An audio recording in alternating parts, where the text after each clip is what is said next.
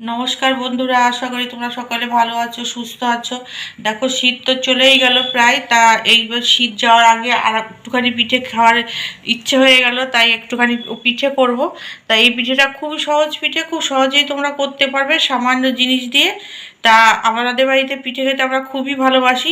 পিঠে গরমেও খাওয়া যায়, কিন্তু শীতকালেই বেশি ভালো লাগে খেতে। তা প্রথমেই দেখো এটা তোমাদের দেখাচ্ছি, এই দেখো নিকুতি নিয়েছি। এই নিকুতি দিয়ে আজকে ভাজা পিঠে তৈরি করব, একটু অন্যরকম। আশা করছি তোমরা কখনো দেখোনি এর পিঠে তৈরি করা।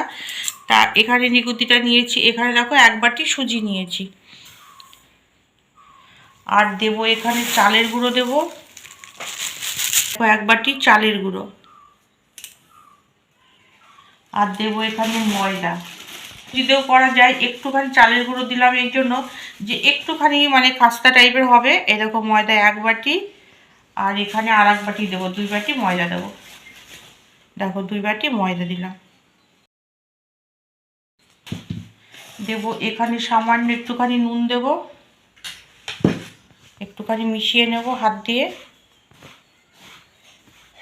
এটা আমি আজকে পিঠেটা করব, এটা আমি খেজুরের গুড় বা নলেন গুড় বলো, সেই নলেন গুড় দিয়ে করবো। এই দেখো একদম ঝোল গুড়, এটা দেখো এই ঝোল গুড় দিয়ে করবো। তা প্রথমে কিছুটা দিয়ে একটুখানি মেখে নেব।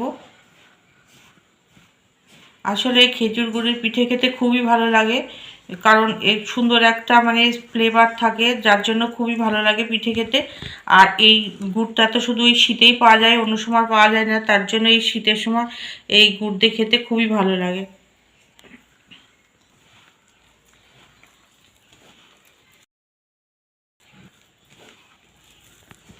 দেখো যে গুড়টা নিয়েছিলাম পুরোটা দিয়েছি। এখানে এই যে ছোট যে বাটিটা নিয়েছিলাম সুজিটা মেপে, এই বাটির 3 বাটি হবে ওইখানে যে নলেন গুড়টা নিয়েছি।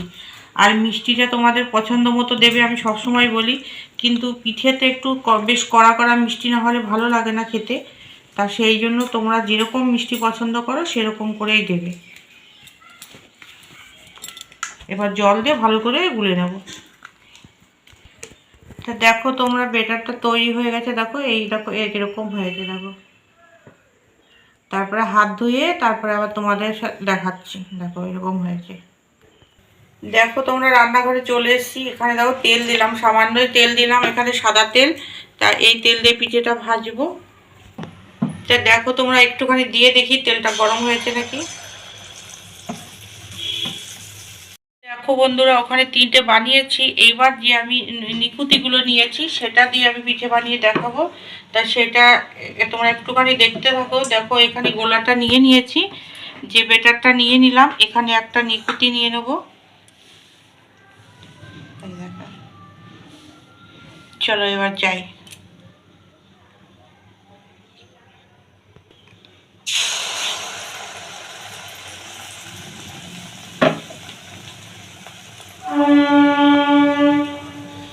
এগুলো লাগে, তা তোমরা দেখতে থাকো। দেখো কত সুন্দর, আশা করছি এরকম ধরনের পিঠে বানানো তোমরা দেখো নি। আমরা তো তেলের পিঠে নানা রকম করে খাই, কিন্তু এটা একটু অন্যরকম, নতুনত্ব একটা রেসিপি। দেখো একদিকটা উল্টে দিয়েছি। তো দেখো একটা ভাজা হয়ে গেল, তেলটা একটুখানি চেপে চেপে এবার ঝরিয়ে নেব। আর দুটো বানিয়ে তোমাদের দেখাচ্ছি, তারপরে ধরো বাকিটা করে। গোলাটা নিলাম, এখানে একটা মিষ্টি দিয়ে দিলাম, এইভাবে ডুবিয়ে দিলাম। এবার আমি তেলে ছেড়ে দেবো।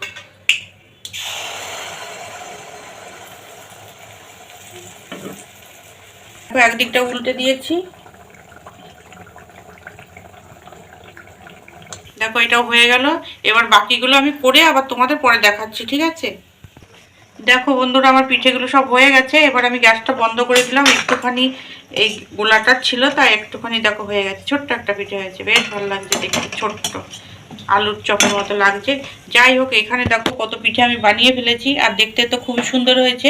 একটুখানি কালার এসছে, কারণ যেহেতু এখানে আমি নলেন গুড় দিয়ে করেছি সেই জন্য কালারটা এসছে। এবার তোমাদের একটুখানি আমি ভেঙে দেখাবো, কারণ খুবই গরম, যে মিষ্টিটা কোথায় আছে বাবা, ধরতে পারবো তো? দেখো এত গরমে ধরতে পারছি না। দেখো মিষ্টিটা, এই দেখো মিষ্টিটা যেমন দিয়েছি সেরকমই আছে। দেখো কি সুন্দর, দেখো একদম গোটা মিষ্টি রয়েছে। দেখো এই দেখো, আমি গরমে একদমই ধরতে পারছি না। দেখো তোমাদের সাথে শেয়ার করলাম।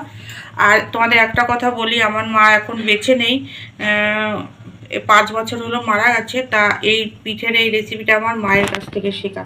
দেখো কত সুন্দর লাগছে না। দেখো এখানে মানে কি বলবো, আমি যেহেতু এখানে কাছে আমার মিষ্টির দোকান, এখানে এই নিকুতি পেয়েছি, তাই এটা করে লাগে খেতে। তারপর যে কোনো মিষ্টি দিয়ে করতে পারো, বড় মিষ্টি হলে কেটেও দিতে পারো। তা আশা করছি তোমাদের এই তেলে ভাজা এই যে পিঠেটা তোমাদের খুব ভালো লেগেছে। আমরা তো তেলে ভাজা পিঠে নানা রকম করে খাই, পোয়া পিঠে বা মালপোয়া যেটাই বলো, বা এমনিতেই নানান রকমের তেলে পিঠে, কিন্তু এটা একটু নতুনত্ব একটু আলাদা। আশা করছি তোমাদের সকলের ভালো লেগেছে। তোমরা এইভাবে আমার পাশে থেকো, সাথে থেকো। নতুন বন্ধু হলে অবশ্যই আমাকে সাবস্ক্রাইব করে দেবে। আর প্রত্যেককে বলবো তোমরা সবাই আমার ভিডিওটা লাইক দিয়ে দেখবে। আজকের মতো তাহলে রাখছি। তোমরা সবাই ভালো থেকো, সুস্থ থেকো, টাটা।